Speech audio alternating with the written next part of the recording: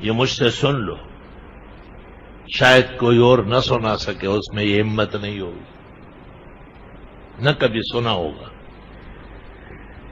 کہ جب مؤذن کہے الصلاۃ خیر من النوم، آپ بستر پر تیار بیٹھے، چاہیے تو یہ کہ آپ مصلی پر اور تہجد سے فارغ ہو، تفصیلی دعائیں مانگ چکے ہو۔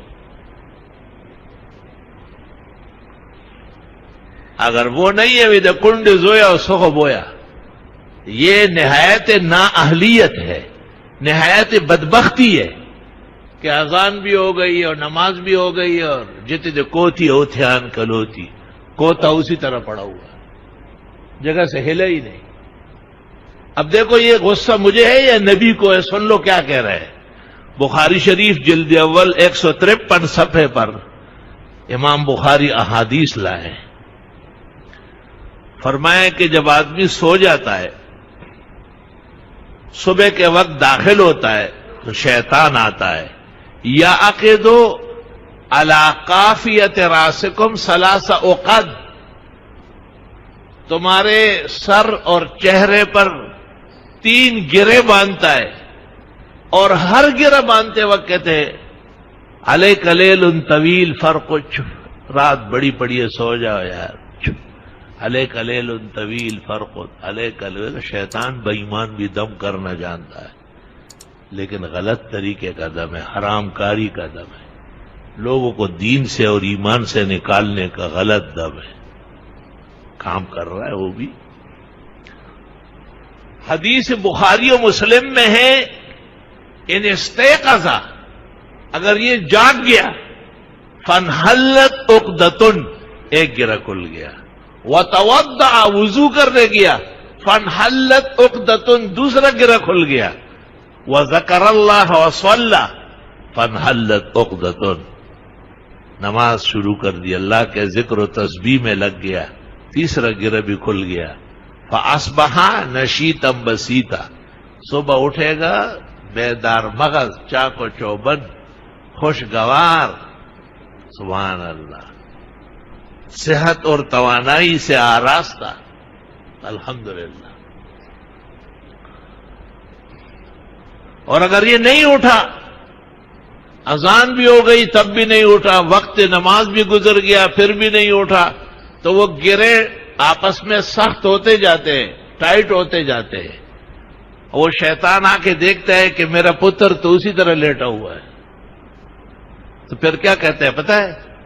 اس کے کان میں اپنا ذکر دے کر اس پر پیشاب کر دیتا ہے کہ دن بھر یہ میرا پیشاب چاٹتے رہو۔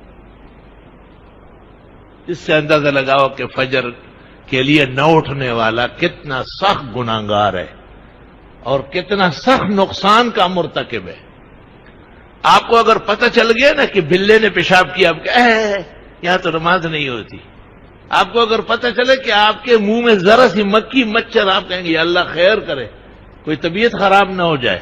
یہ وہ چیزیں ہیں جو دنیا کے اندر دشمن ہے، نقصان دہ ہے، لیکن شیطان کا اللہ کہتے انہ لکم عدو مبین۔ اور سنن ابن ماجہ میں ہے کہ جب اس کو قبر میں رکھ دیا جاتا ہے اور لوگ قبر بند کر کے چل پڑتے ہیں تو ایک حسین جمیل توانا بہترین صحت کا نوجوان آ جاتا ہے قبر میں۔ حوالہ پہلے دیتا ہوں، اور اس کو کہتا ہے کہ آپ تسلی سے رہیں، منکر نکیر آ رہے ہیں میں جواب دوں گا، آپ تسلی سے رہیں، اللہ تعالیٰ یہ عزت نصیب فرمائے۔ بس یہ کہنا تھا کہ منکر نکیر داخل ہو گئے ڈنڈے سوٹے لے کے، وہ سوال کرتے ہیں اور یہ جواب دیتا ہے، وہ سوال کرتے ہوئے جواب دیتے ہیں، وہ بڑے آرام سے جوابات سن کے روانہ واپس ہو گئے۔ تو یہ شخص بھی واپس ہونے لگا، تو یہ مردہ جس میں روح آ جاتی ہے اس کو کہتا ہے یا عبداللہ من انت واللہ صالحتنی، آپ کون ہیں، بڑا احسان کیا۔ تو وہ پلٹ کے کہتا ہے آپ مجھے نہیں جانتے، انا صلاتک الفجر، میں آپ کی نماز فجر ہوں۔ دن شروع فجر سے ہوتا ہے، پہلا کام جو تھا وہ آج پہلے وقت میں کام آ گیا۔ اللہ کے ہاں ایسا عدل اور فضل ہے، پہلا کام فجر کا ہے، اور کوئی کام بعد میں ہو، دن ہو یا نہ ہو، پہلا کام فجر ہے۔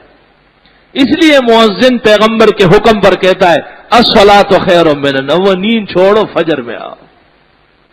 تو نماز کسی اور نے پڑھی ہو اور آپ کی قبر میں اس کا جوان آ جائے گا، این خیالست محالست جنو. شرم کرنا چاہیے مردوں کو اور عقل مندوں کو اور صحت مندوں کو کہ کس عذر سے وہ فجر برباد کر رہا ہے. ان کو حیا کرنا چاہیے. کیا اس آنے والے دن پر ایمان نہیں ہے؟ کیا ہم نے مردوں کو قبر میں اتارنا چھوڑ دیا ہے کیا؟